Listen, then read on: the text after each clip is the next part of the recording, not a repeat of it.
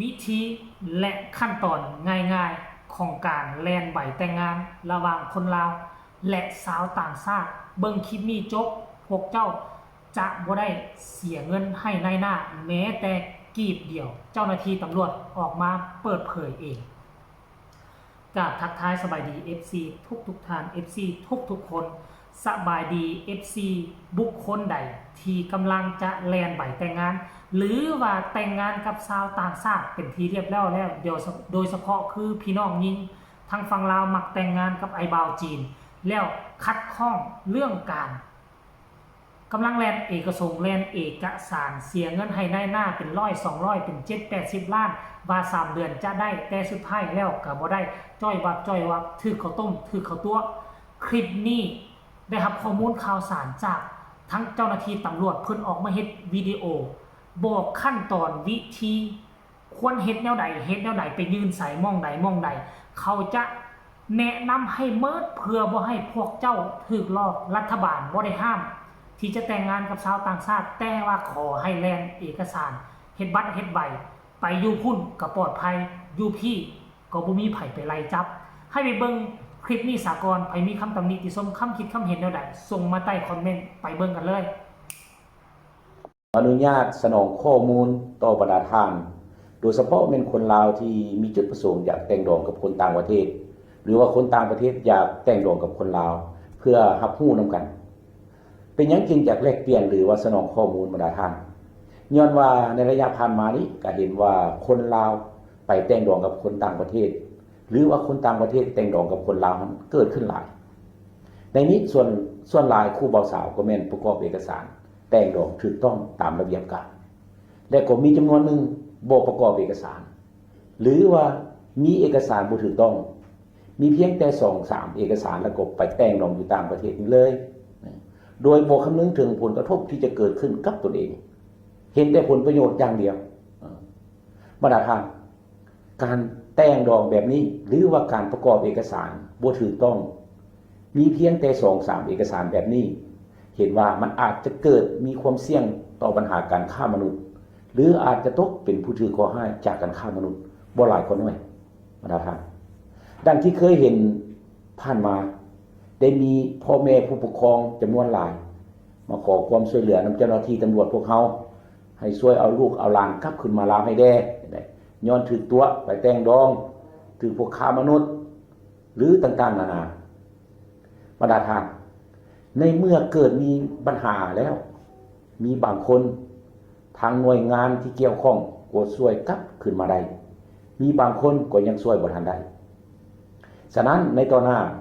เพื่อเฮ็ดให้การแต่งดองระหว่างคนลาวกับคนต่างประเทศหรือว่าคนต่างประเทศกับคนลาวนี้ให้ถูกต้องตามระเบียบกฎหมายเพื่อหลีกเลี่ยงปัญหาการฆ่ามนุษย์ในกรณีเป็นการแต่งดองแอบแฝงข้าพเจ้าเรียกร้องต่อบรรดาท่านโดยเฉพาะแม่นผู้ประกอบเอกสารหรือว่าผู้เป็นหัวหน้าครอบครัวที่มีจุดประสงค์อยากให้ลูกให้หลานตนเองแต่งดองกับคนต่างประเทศต้องได้เอาใจใส่ประกอบเอกสารตามดำรัส184/รบ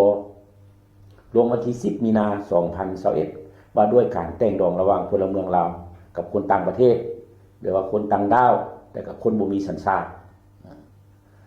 สำหรับคนต่างประเทศ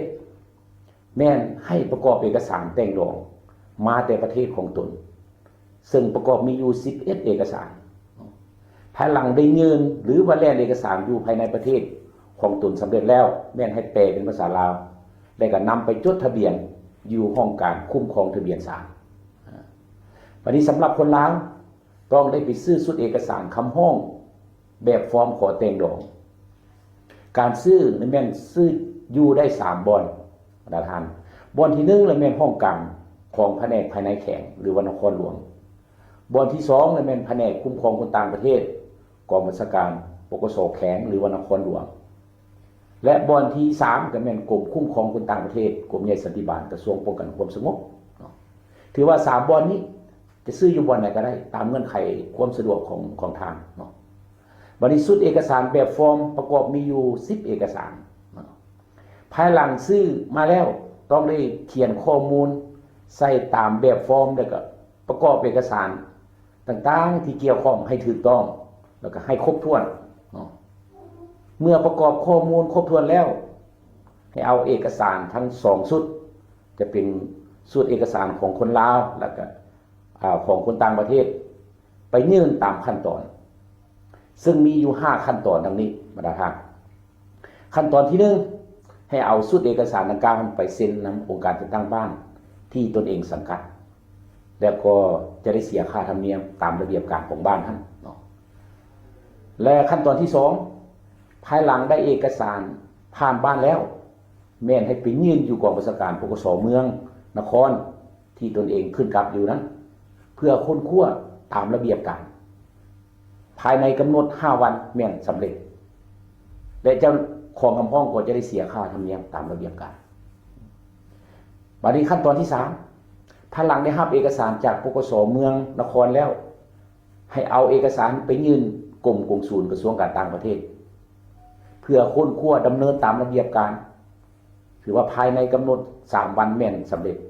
และเจ้าของคำพ้องก็จะได้เสียค่าธรรมเนียมตามระเบียบการและขั้นตอนที่4ภายหลังได้รับเอกสารจากกรมกงสุลแล้วให้เอาเอกสารนั้นไปยื่นห้องสันติบาลกองบัญชาการปกสแขวงหรือว่านครหลวงเพื่อค้นคว้าสัมภาษณ์ผู้บ่าวสาวพร้อมผู้ปกครองตามแบบฟอร์มให้และก็ยั่งยืนความถูกต้องของเอกสารตามระเบียบการค้นคว้าดำเนินเอกสารนี้ก็กำหนดภายใน5วันแม่นสำเร็จและเจ้าของคำพ้องจะได้เสียค่าธรรมเนียมตามระเบียบการและขั้นตอนที่5ขั้นตอนสุดท้ายภายหลังได้รับเอกสารจากปกสแขวงหรือว่านครหลวงแล้วให้เอาเอกสารไปยื่นกรมตำรวจคุ้มครองคนต่างประเทศกรมใหญ่สันติบาลกระทรวงป้องกันความสงบเพื่อค้นคว้าเพื่อสัมภาษณ์คู่บ่าวสาวพร้อมด้วยผู้ปกครองได้แก่ยั่งยืนความถูกต้องของเอกสารการดำเนินเอกสารนี้ก็กำหนดภายใน20วันแม่นสำเร็จและผู้เป็นเจ้าของคำพ้องก็จะได้เสียค่าธรรมเนียมตามระเบียบการ